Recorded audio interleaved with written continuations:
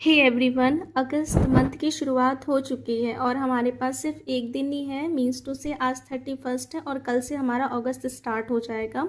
सो अगस्त month का ये time table है जो आपको फॉलो करना है। अभी तक आपकी बिल्कुल भी स्टडी नहीं हुई है और यदि आप सुपर टेट की प्रिपरेशन कर रहे हो और अभी तक आपने बिल्कुल भी शुरुआत नहीं की है तो ये एक छोटा सा टाइम टेबल है, आपको इसको फॉलो करना है और ये आपके अगस्त मंथ से आपके प्रिपरेशन अभी से स्टार्ट हो जाएगी। तो अब आपको प्रिपरेशन कैसे स्टार्ट करनी है, किन चीज़ों पर फोकस करना है, सो आज की वीडियो में मैं फुल डिटेल में बताने वाली हूँ आपको कि अब आप कैसे पढ़ना स्टार्ट करोगे। यदि आप हाउस वाइफ है तो आपके लिए भी हेल्प करेगा और वर्किंग है तो आपके लिए ये चीज़ हेल्प ही करेगा। और मोस्टली उनके लिए जिन्होंने अभी तक कुछ भी नहीं पढ़ा है, अब वो शुरुआत कैसे करेंगे। देखो, बहुत सारी चीज़ें कहते हैं ना एग्ज़ाम से पहले पढ़ लेना चाहिए, और मैं इसलिए बोलती हूँ कि नोटिफिकेशन आने से पहले अपनी तैयारी इतनी तो कर लो कि जब नोटिफिकेशन आ जाए ना तो हमारे पास सिर्फ प्रीवाईक्यू और मॉक का ही टाइम रहे।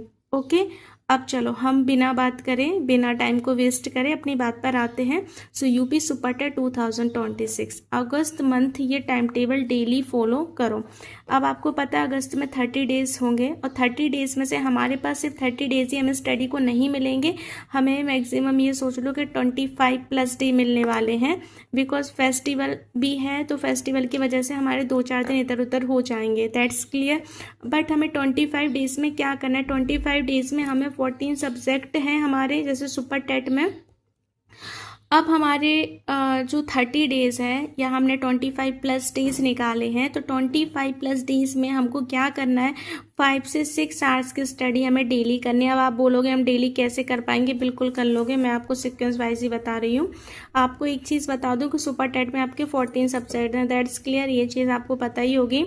अब आपको फोकस उन सब्जेक्ट पर करना है जो बहुत ज़्यादा इजी है। इजी का मतलब समझते हो आप, जो आप इजीली पढ़ लोगे। मैं इस मंथ आपको कोई भी नया टारगेट नहीं देने वाली हूँ कि आप बहुत ज़्यादा हार्ड सब्जेक्ट को फॉलो करो, मैथ्स पढ़ो और अपने दिमाग को बिल्कुल परेशान कर लो। मैं अभी सिर्फ अगस्त मंथ में आपके वो सब्जेक्ट क्लियर करा देना चाहती हूँ जो बहुत ज़्यादा ईजी हैं और सिर्फ आपको थ्योरेटिकल चीज़ों को पढ़ना है, राइट। सो आप अभी क्या फोकस करोगे, सिर्फ ईजी सब्जेक्ट पर आपको फोकस करना है।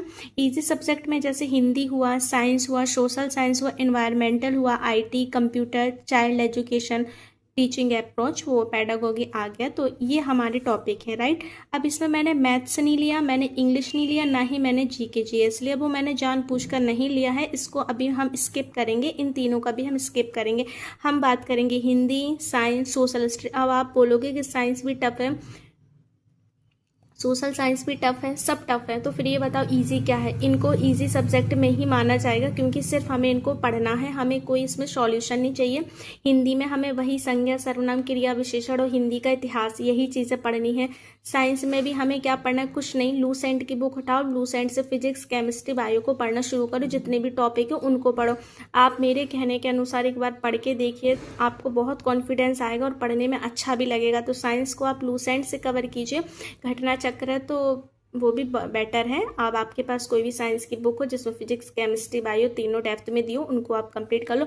सोशल स्टडीज़ के लिए भी मैंने बताया है, आप एससीईआरटी की बुक्स को फॉलो कर सकते हो, अदरवाइज ऐप पर भी है तो ऐप भी डाउनलोड करके फ्री आप वहाँ से भी पढ़ सकते हो।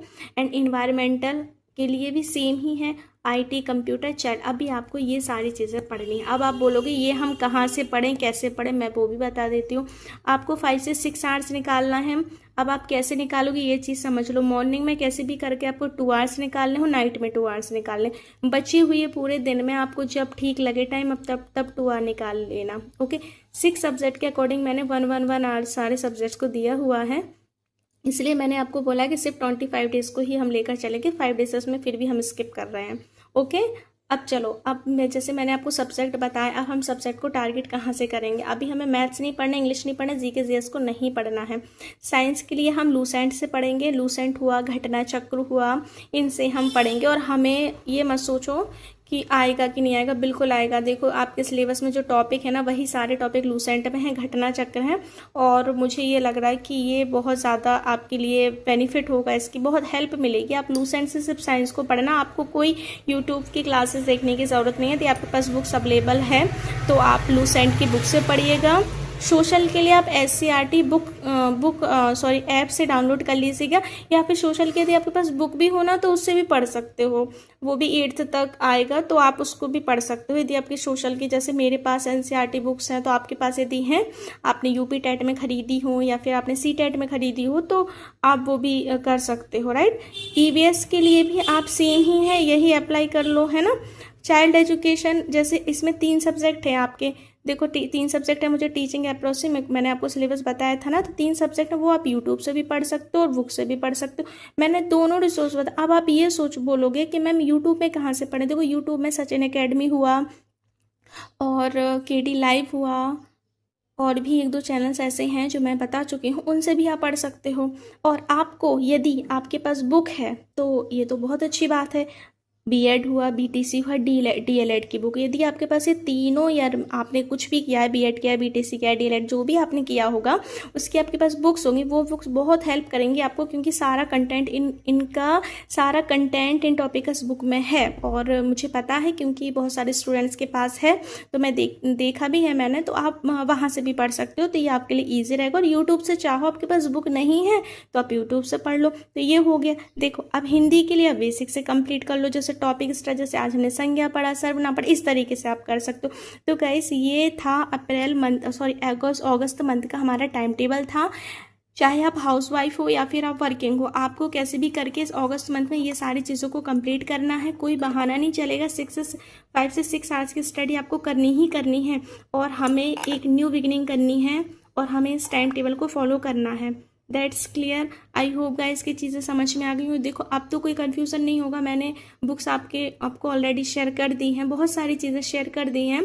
बहुत सारे स्टूडेंट की ये कमेंट्स आते हैं कि दी आप बार बार यही क्वेश्चन बोलती हो और यही चीज़ें रिपीट करती हो, टाइटल चेंज करती हो। तो देखो ऐसा कुछ नहीं है, ये आपकी गलत फहमी है। एवरी वीडियोज़ में मैं कोई न्यू इन्फॉर्मेशन ही शेयर करती हूँ, और मुझे लग रहा है कि सुपर टेट को लेकर काफ़ी ज़्यादा स्टूडेंट कन्फ्यूज्ड हैं, और मैं अगस्त मंथ का जो मैंने टाइम टेबल बनाया वो मैंने यही बनाया है कि ईजी सब्जेक्ट पर फोकस करते हैं, क्योंकि अगस्त मंथ में फेस्टिवल भी है, और फेस्टिवल की वजह से देखो हम मैरिड भी हैं और कुछ अनमैरिड भी हैं, तो हमें पता है कि हमारे घर में बहुत डिस्टर्बेंस रहेगा कुछ टाइम, और मिनिमम 25 डेज़। तो 25 डेज़ में हमको ये सारी चीज़ें बिल्कुल क्लियरली कंप्लीट कर लेनी है।